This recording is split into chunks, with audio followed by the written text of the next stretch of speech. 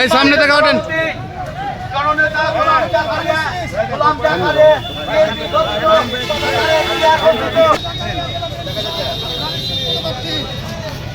গোলাম জাকারিয়া ধানের শীষের প্রার্থী।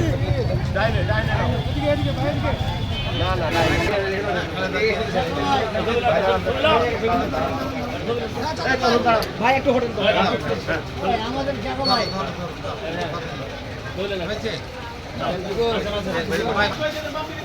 আসসালামু আলাইকুম। জেলা বিএনপি সভাপতি গোলাম জাকারিয়া জাকা ভাই 31 দফা বাস্তবায়নের কর্মসূচি তারেক রহমানের ওরা দেখবেন অবশ্যই